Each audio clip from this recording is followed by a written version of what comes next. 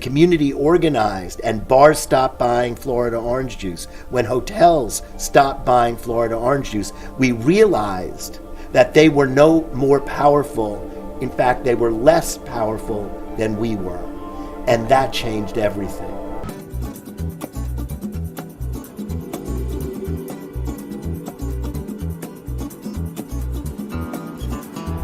The video is about to start. Don't forget to subscribe and turn on notifications. There we go! Hi everyone and welcome back to another episode of Gustavo's World, and today we are at the Stonewall Museum or Library? Stonewall National Museum, Archives and Library. Oh my god, great. And I'm here with Steve Rothaus. Yes, I'm Steve Rothaus. I retired Miami Herald reporter. I covered the LGBTQ community from 1997 until I left the Herald in 2019. Oh wow. Okay, and I'm Robert Kesten, Executive Director of Stonewall. Oh, great.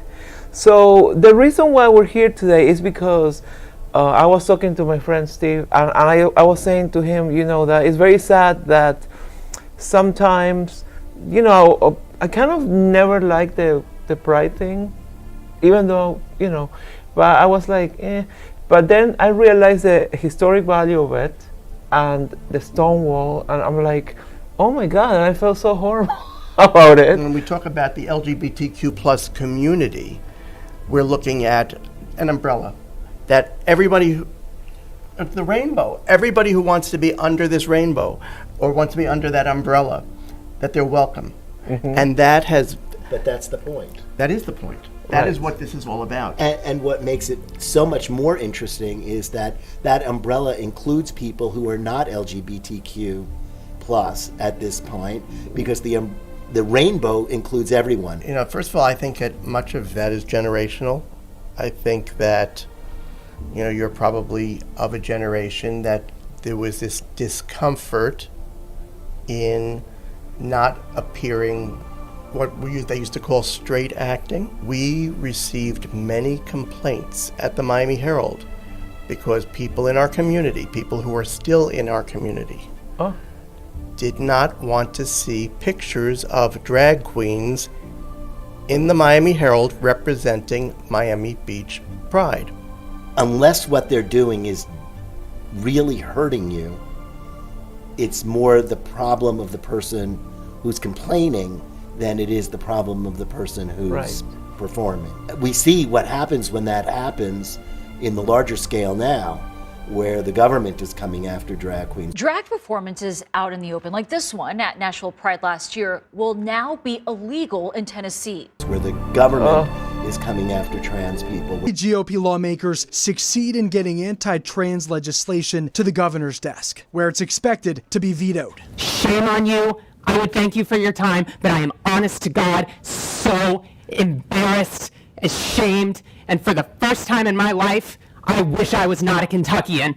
But where the government is telling us that LGBTQ history doesn't belong in schools. At a Miami-Dade school board meeting. The topic, LGBTQ History Month, leading to heated emotions and powerful opinions. And just about an hour ago, that measure was defeated. Everyone on the school board voting no, except for one. And every family, every community, there are LGBTQ people in it. So when we complain that we don't like certain people representing our community, it's like a double slap in the face. So it's not that I'm rejecting it, it's just like I just didn't get it why we have to keep pushing it. And now I get it, because there is a huge historic value, and that's why we're here today. Well, I think that is why we're here today, and I agree that it's the history that's what's most important about what we're projecting during Pride Month, although many of the people who celebrate Pride don't quite understand that. Right. They know it, but they're not quite as aware of the history as perhaps people like the three of us are. Yeah. Look, there's a news story on the wall there from the Daily News from a week after Stonewall. Homo Nest raided Queen bees are stinging mad. That was in the Daily News. That's the headline in the New York Daily News from 1969. Okay. But an inside story. On June 28, 1969, LGBTQ plus people fought back as New York City police raided the Stonewall Inn in Greenwich Village. The riots that began, they gained national attention and are considered the beginning of the modern gay rights movement. A year later, the first pride parades took place in New York and in other large cities across the United States. Because of that raid.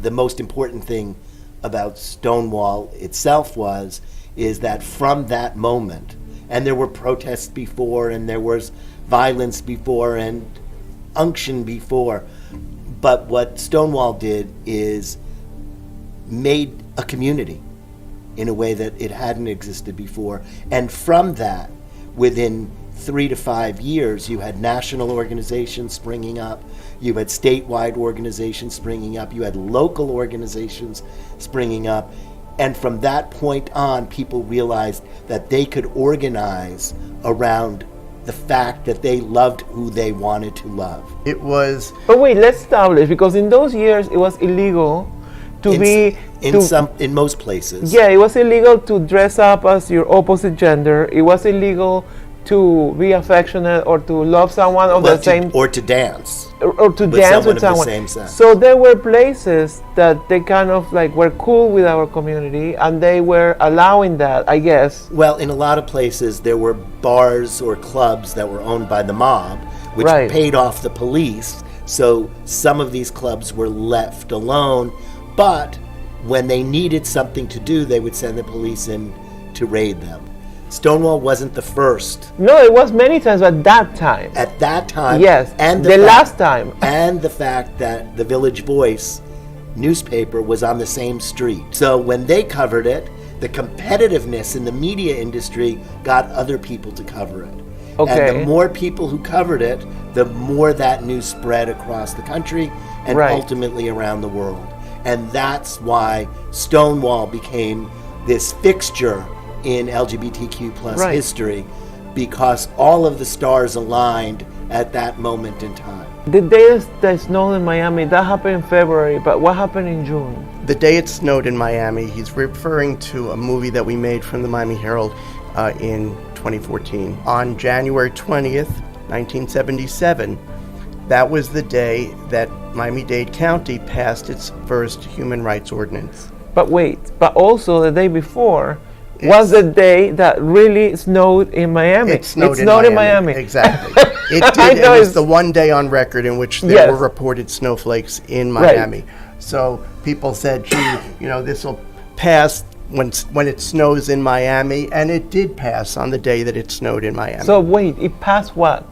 That they passed an ordinance at Miami-Dade County that would prohibit discrimination on the basis of sexual or affectional preference.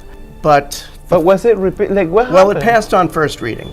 And the second week, when they took it up for final reading, a singer named Anita Bryant, who lived in Miami Beach. She lived in Miami Beach? She lived in Miami Beach, and she came to the Miami-Dade Commission, and she told Ruth Jack in front of the commission, in front of the audience, that if you pass this, we will repeal it.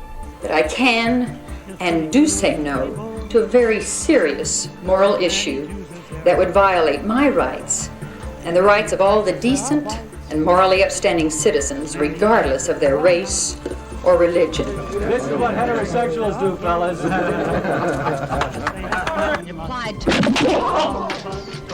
And the following June, Pride Month, it was on the ballot, and 70% of Miami-Dade voters voted to repeal the ordinance. Anita Bryant was the national spokesperson. But she was Miss what? She was a Miss America runner-up. Okay. Who had become a professional singer. There you go. I mean, she was married to a very popular DJ named Bob Green. Okay. And she became a very well-known entertainer throughout the country and on television. Well, she became a fairly well-known. She was still not an A-lister. But but she was successful enough that Florida wanted her to represent orange juice. Okay. Which is what really made her famous. That's what really made her famous. Okay, so you see, that's a really big thing to say. So she became the Florida orange juice spokeswoman. A day without orange juice is like a day without sunshine. Pure orange juice from Florida. You can buy it many ways and in many brands. And it costs only pennies a glass.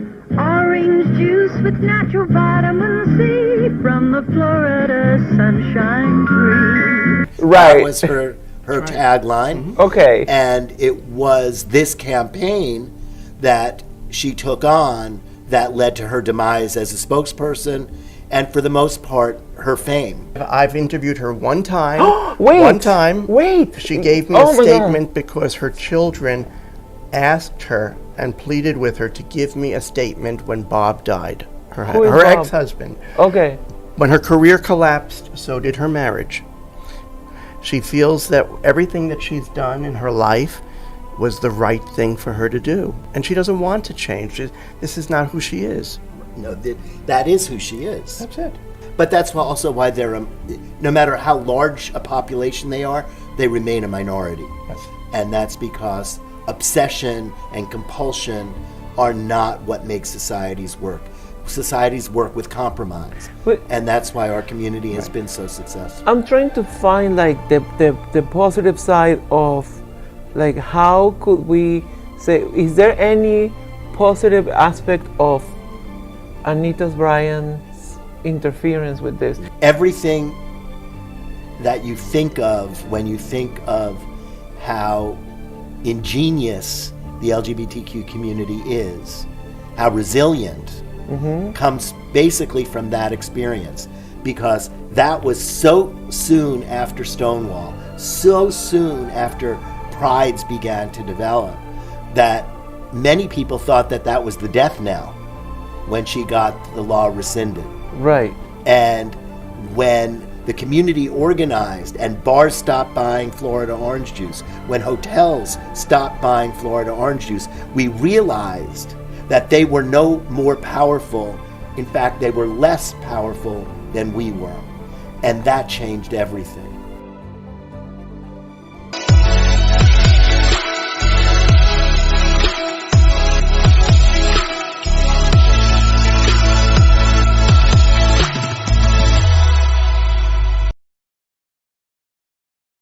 But if Democrats retake the House of Representatives, they probably should revisit all these Supreme Court decisions and codify them into federal law. The fact that our legislative branches at the state level, the federal level, and probably at local levels are so dysfunctional is a problem, and that problem has escalated to the point where we see a weakening in democracy. And those are problems that we as a community, working with every other community, have to focus on, probably before we focus on anything else, is how do we strengthen, preserve, and protect democracy. Right. So what is that Edie about? Windsor and her late wife. So it's two women? Yes, two women. And one woman became very ill and went to court to try to make sure that her wife, Edie, would be able to inherit her money. And the court's decisions, well, the court case didn't continue because Edie's spouse died. Yeah. And that's why the understanding became within our community that without marriage equality, we didn't have IRS and other equality. Right. You couldn't necessarily take care of your partner, your spouse, in a hospital. Oh, yeah. You couldn't do certain things without a marriage license.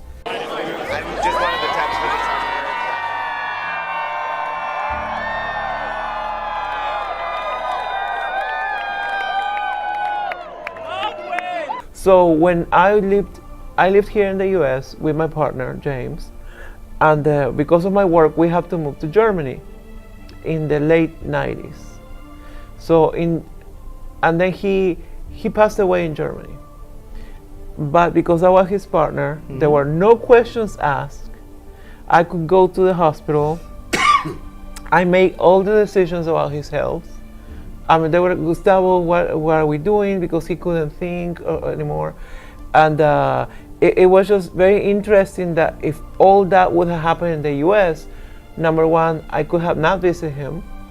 I could have not made any decisions. And only God knows what kind of sad ending his life would have had. And then, of course, we talked about Don't Ask, Don't Tell, which was that out LGBT people could serve in the military and not fear being thrown out. Well, was Don't gay. Ask, Don't Tell was you can't be out. Right. You can or you cannot? You cannot. Okay. And then ultimately the law was changed and LGBTQ people could, no, LGB, yes, could serve. Because trans T people were not could included, not. right. And then with Biden, he made it so that trans can serve openly in the military as well.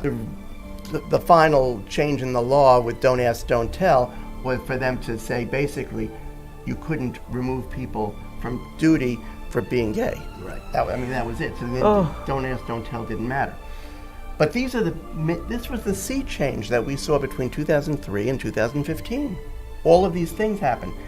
And so what's happened then, we have a generation of people today who have lived with all of these rights. And benefits, yes. Everything. And they don't really know that's why we're doing this video, people. Before 2003. Right. They don't know, and why would they? With some confidence is that we're not where we once were. And we're never going to go back to before 1969. We have organizations with well-paid staffs that are highly professional, that are lobbyists at every level of government. We have healthcare agencies. We have educational components. We have so many things.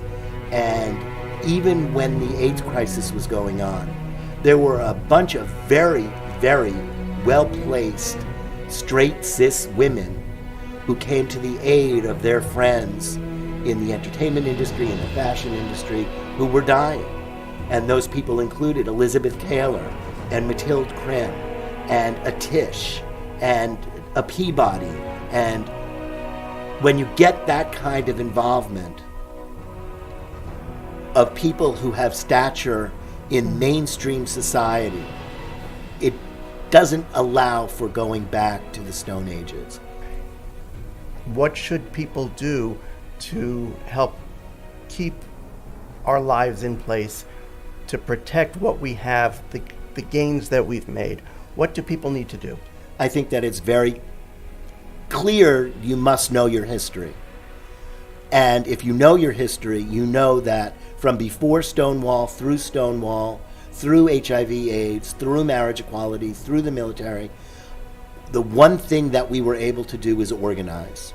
The one thing we were able to do is come together. The one thing we were able to do is grow our community to include more letters. And once people start to understand that we're their children, we're their parents, we're their aunts and uncles, we're their neighbors, we're their friends, we're their co-workers, we're in every religion, we're in every nationality, you start to realize, I can't hate the people that I love. Right. And once that starts to happen, and that is our responsibility to invite people in. We need to invite people to Pride celebrations. We need to invite people to participate in an event during LGBTQ History Month in October. We need to be the bridge that brings people in, because without us, a lot of things fall apart.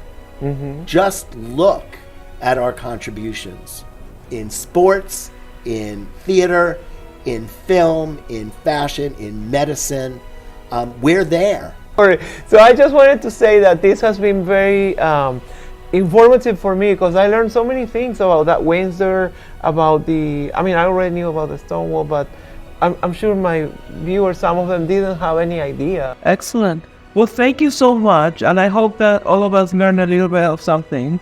And is there anything you want to say? I just want to say thank you to Gustavo. You're welcome. Been a lot of fun. Yes. And please don't forget to watch Gustavo's World. I'll watch all the episodes, and we're coming back with Steven, Robert here. So soon, we're gonna see you. And please like it, comment all you want, and see you later. Thank you for watching. Please don't forget to subscribe and turn on notifications. That's clicking on the little bell. Comment all you want. If you enjoyed the video, please give it a like. Don't forget to subscribe to grow the community. And also, don't forget to follow our social media. And if you want to go ahead and share this video in all your platforms, share the love. Till next time! Bye.